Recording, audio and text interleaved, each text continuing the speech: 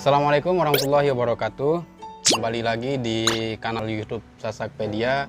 Kita sekarang sedang bersama salah satu owner dari Lumbung Adventure. Sudah tidak diragukan lagi ya pengalamannya di gunung-gunung di Indonesia ini. Sudah gunung mana aja yang?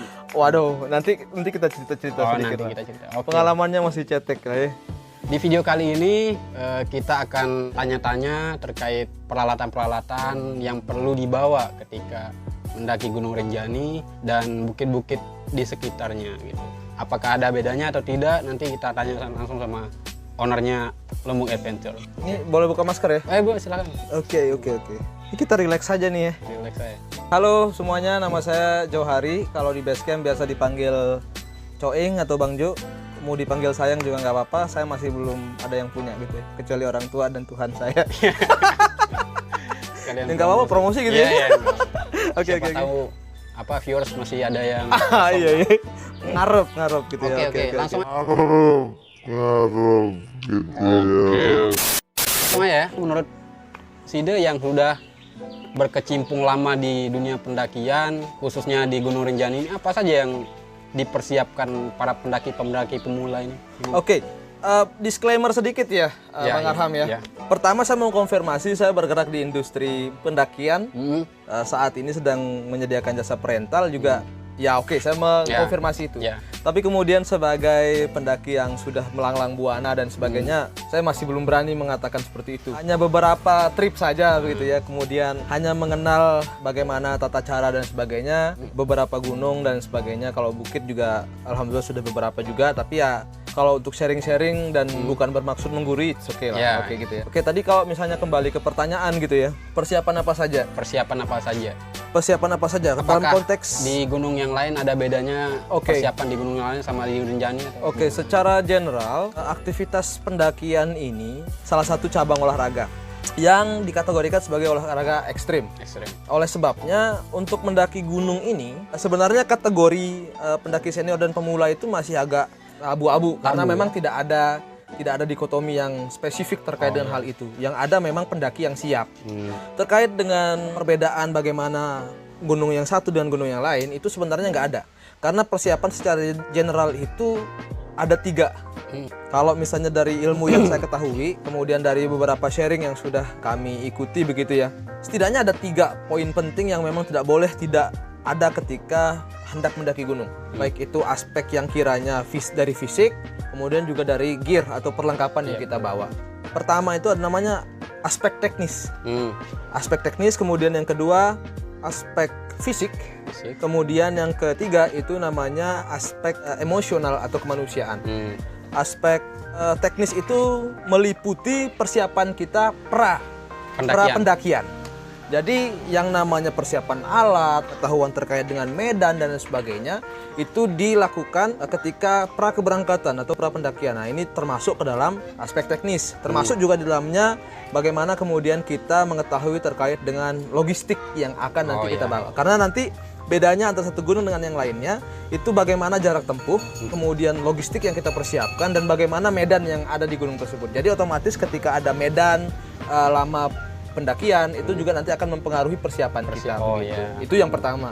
Kemudian yang kedua, aspek fisik. Nah, jadi bagaimanapun juga aspek fisik ini sangat penting begitu. Karena aktivitas pendakian itu merupakan salah satu olahraga ekstrim yang kemudian membutuhkan tenaga yang prima. Jadi harus prima ya? Harus prima. Nah, jadi banyak sekali yang bisa kita lakukan untuk mempersiapkan fisik supaya prima ketika hendak mendaki gunung. Misalnya lari, kemudian renang, itu sangat berpengaruh. Itu biasanya dilakukan berapa hari sebelum pendakian? Jadi begini, maksimal itu memang olahraga itu penting sekali setiap hari. Walaupun mungkin kita sering alpa begitu ya, tapi setidaknya 2 minggu sebelum pendakian atau sebulan lah ya, sebulan sebelum pendakian itu sudah siap. Kemudian 1 minggu sebelum pendakian itu kita sudah bed rest, sudah istirahat. Berarti kita tinggal persiapkan semuanya. Berat juga ya? Sejatinya berat karena jujur aktivitas pendakian ini walaupun banyak yang melakukannya, tapi tidak banyak yang mempersiapkannya dengan matang. Walaupun mungkin fisik saya kuat nih, walaupun begadang semalaman, kalau misalnya besok jalan masih kuat, tapi sebenarnya itu dampaknya nanti ke jangka panjang. Tapi seandainya kita mempersiapkannya dengan matang, setidaknya nanti akan mengurangi potensi cedera dan sebagainya begitu. Itu untuk aspek fisik. Kalau misalnya olahraga yang paling sering kita lakukan ketika hendak mendaki gunung itu adalah pertama lari untuk endurance kita, untuk ketahanan kita. Kemudian untuk mengatur pernafasan biasanya dilakukan dengan renang. Kemudian untuk mempersiapkan otot-otot itu biasanya juga dengan bersepeda. Karena titik tumpu ketika kita mendaki itu kan ada pada tubuh bagian bawah. Nah, jadi nanti ketika kita mendaki yang paling terbebani itu biasanya kaki, dari paha sampai kaki. Pernah ngerasain cedera di pendakian? Pernah, nah, tapi itu cederanya gara-gara kurang aklimatisasi. Aklimatisasi itu sangat penting dan ini sangat sering terabaikan oleh para pendaki. Karena begitu berencana langsung berangkat, tidak sempat aklimatisasi langsung caw begitu, biasanya akan terjadi hal-hal yang sering terjadi ya. Itu biasanya pusing, mual, bahkan sampai pingsan, bahkan ada yang sampai menyebabkan kematian karena tidak siap. Salah satu yang sering kejadian itu ya hipotermia itu karena tidak siap dengan kondisi yang ada di medan. Nah, tapi kalau yang Mas Arham tanyakan, saya pernah merasakan kram kaki karena kurang pemanasan, kemudian karena kurangnya aklimatisasi itu menyebabkan mual. Itu di Rinjani itu? Itu dulu di Merbabu.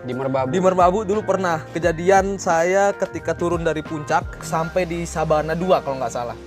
Saya tiba-tiba mual.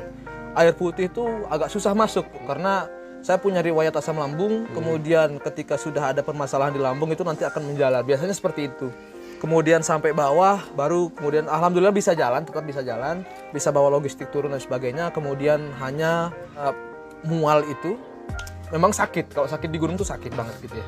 Itu makanya kalau misalnya mau naik gunung tadi yang seperti yang saya bilang, yang pertama tadi teknis, kemudian yang kedua fisik, dan kemudian yang ketiga nanti itu terkait dengan emosional. Kemudian yang ketiga terkait dengan emosional gimana Mas? Oke.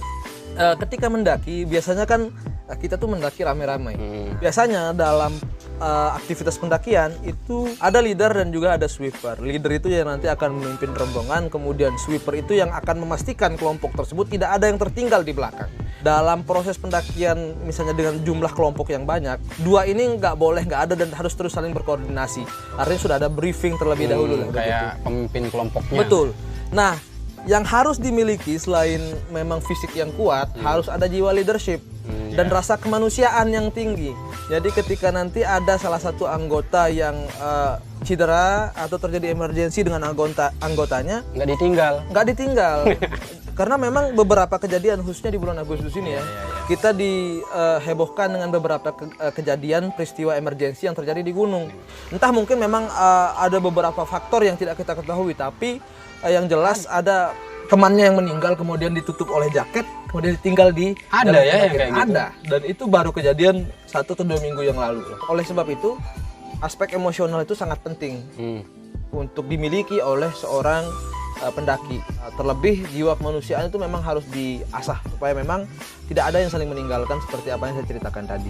Bung, ini udah di Lombok ini udah pernah ke bukit mana aja atau ke Lombok itu kalau kita bilang surganya para pendaki lah. Karena Lombok itu terdapat salah satu gunung tertinggi di Indonesia. Di urutan ketiga itu ada Gunung Rinjani dengan ketinggian 3.726 mdpl. Kemudian Rinjani ini kan secara historicalnya adalah sisa dari Gunung Samalas yang dulu ketinggiannya melebihi 4.000 mdpl. Dari letusan Samalas yang dahsyat itu terciptalah gugusan-gugusan bukit yang tersebar di sekitaran Rinjani. Terletak di kawasan Kecamatan Sembalun, kemudian di Kecamatan Swele, dan juga beberapa kecamatan di Lombok Utara. Jadi sangat banyak sekali. Kalau saya pribadi, Rinjani alhamdulillah sudah. Kalau terhitung yang resmi itu 2 kali lah ya. Sampai puncak gitu, sampai summit. Dulu nggak sampai summit, yang dulu pertama sampai Danau aja, kemudian yang kedua tuh dulu kena badai dulu ya. Nah jadi seandainya fisik tidak kuat ya, itu badai di Rinjani itu gila sih. Maksudnya anginnya kencang dan ekstrim gitu, bisa menyebabkan hipotermia. Kalau bukit-bukit, saya nggak terlalu banyak pernah ke bukit, cuma beberapa bukit aja. Dan sebenarnya untuk ke bukit itu sendiri, walaupun dia tidak setinggi Rinjani, tapi persiapannya juga harus matang. Tapi yang jelas kalau misalnya ditanya berapa kali, sudah beberapa kali. Dan kalau saya boleh bilang ya, Sabana Propok itu menjadi salah satu tempat favorit saya. Dan sempat beberapa kali kembali ke sana. Pal Jepang juga pernah, tapi ya gimana ya, nanti kalau ditonton sama pengelola Pal Jepang, tapi ya tempatnya bagus, tapi saya kapok. Kapok kenapa? Kapoknya tuh karena treknya tinggi terus, naik terus. Tapi karena itu kan preferensi pendakian orang beda-beda gitu ya. ada yang memang berniat untuk penaklukan, tapi jujur kalau dari view Pal Jepang tuh bagus banget. Tapi kalau misalnya fisik tidak sedang dalam kondisi yang prima, itu tidak dianjurkan. Tapi yang jelas kalau tidak prima jangan naik, jangan memaksakan diri untuk naik daripada menjadi beban buat orang lain gitu. Terus terakhir apa aja alat-alat yang harus dipersiapkan bagi para pendaki? Oke. Kalau misalnya kita ngomong perlengkapan atau peralatan, itu kembali lagi kemana dia nanti akan berangkat. Ke gunung kah? Ke gunung yang ketinggiannya di atas 3000, 2000 ke 3000 dengan jarak tempuh yang memakan waktu beberapa hari, atau ke gunung yang ketinggiannya di bawah 1000 gitu ya. Kalau misalnya kita dikotomis nih antara bukit dan gunung, ada perdebatan. Kita anggap saja gunung begitu ya. Artinya kalau misalnya ke gunung yang jarak tempuh perjalanannya 1 hari, nanti beda lagi alatnya dengan gunung yang jarak tempuh perjalanannya 3 hari, beberapa hari, bahkan sampai seminggu. Kalau misalnya Argo Puro itu kan bisa sampai semingguan, bahkan lebih. Ke Gunung Luser yang ada di Aceh itu juga bisa memakan waktu yang berhari-hari, bahkan seminggu, 2 minggu, bahkan sampai sebulan begitu kan. Kalau di gunung-gunung yang ada di sekitar kita itu ada yang memakan waktu 1 hari, Rinjani maksimal 2 hari untuk perjalanannya, untuk pulang perginya bisa sampai 3 atau 4 hari begitu untuk pulang perginya dengan durasi waktu yang ditentukan sekarang. Nah kalau untuk perlengkapannya sendiri standar aja sih sebenarnya ya. Yang paling nggak ada itu ya perlengkapan pribadi yang melekat pada badan.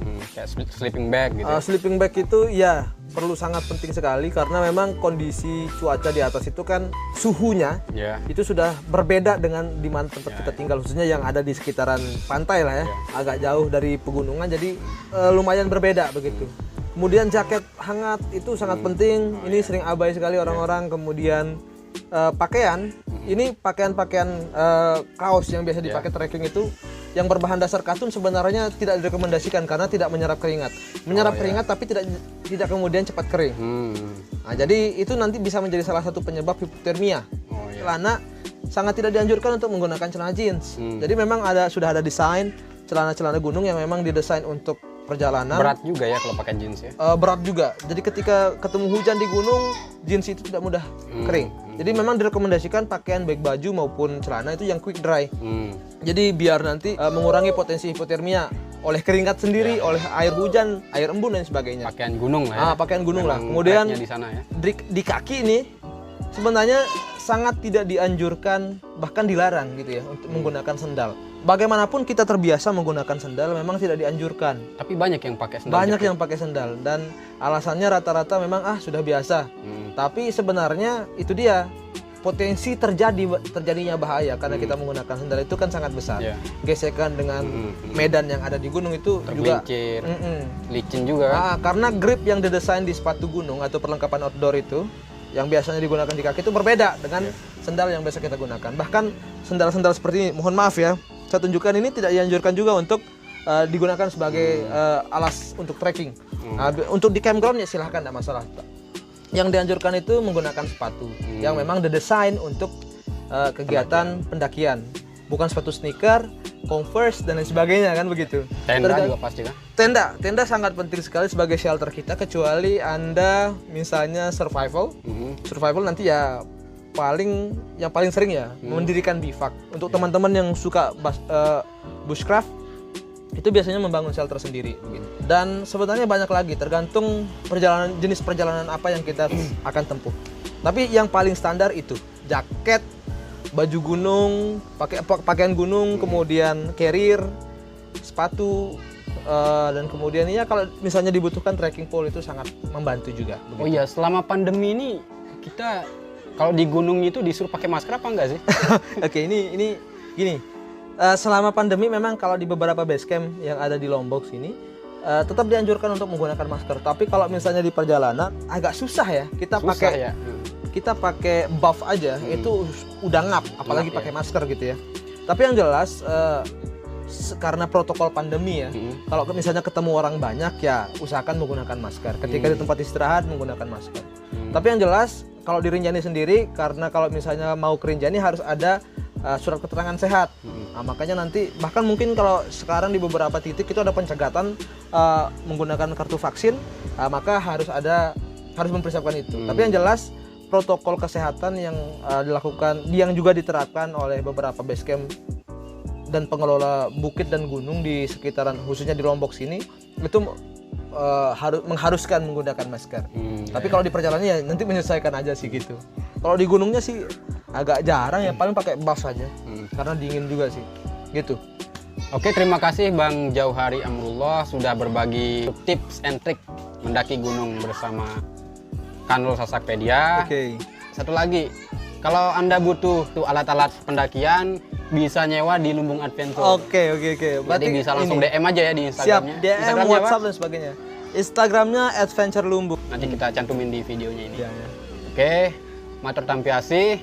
Assalamualaikum warahmatullahi wabarakatuh. Waalaikumsalam warahmatullahi wabarakatuh.